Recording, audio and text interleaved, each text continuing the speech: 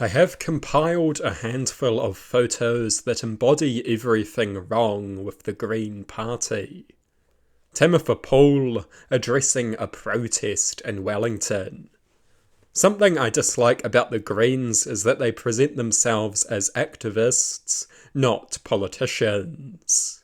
But they expect to be elected to govern the country. When they dress like these ultra-woke university student protesters. Imagine how quickly the government would lose all respectability and legitimacy if the ministers looked like this. Does Timothy Paul look like a minister in waiting or an activist? She is also wearing massive Gucci glasses, which is pretty funny. She won't be beating any champagne socialist accusation.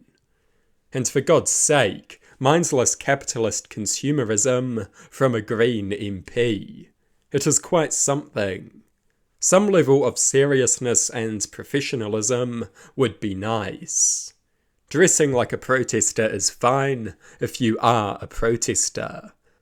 But when you are a minister in waiting, some level of professionalism would be wise. A far worse example is offered by the other photo, Timothy Paul doing an anti-police DJ set in Wellington. It is stuff like this that makes me embarrassed to even be associated with the Green Party, which is part of the reason I no longer support the party. An anti-police DJ set from someone who wants to be a government minister. In fact, she wants to be the Minister of Police. This is a little better than the deranged Argentinian president performing a rock concert a few weeks ago. In fact, it might be even dumber. It is very unprofessional. It shows the Greens are out of touch and unserious. They are surrounded by a very small minority of professional activists. Their messaging is designed to appeal to these people and has no appeal with wider New Zealand.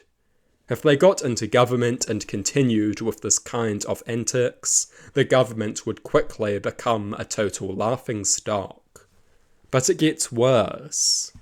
2 photos of Chloe Swarbrick. In both of them, she is wearing a prison abolition t-shirt. It has the symbol of People Against Prisons on it. People Against Prisons is an explicitly prison abolitionist organisation. How can we take someone seriously when they wear stuff like this? Chloe Swarbrick openly wants to be Prime Minister.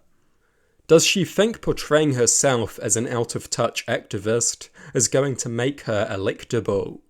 Law and order is already a major weak point for the left.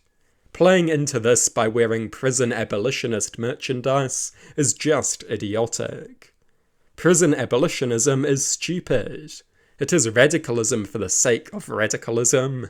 It is a moronic idea, and 99% of voters can see that. It is like the left are attempting to strawman themselves. Luxon and Seymour don't even need to say anything. The left will caricature itself. The left will make an absolute mockery of itself. And they will do so shamelessly, proudly even. It is pathetic. Defeating the political right and delivering good governance has never been more important than it is now. These childish antics badly damage the credibility of the Green Party and the left by association.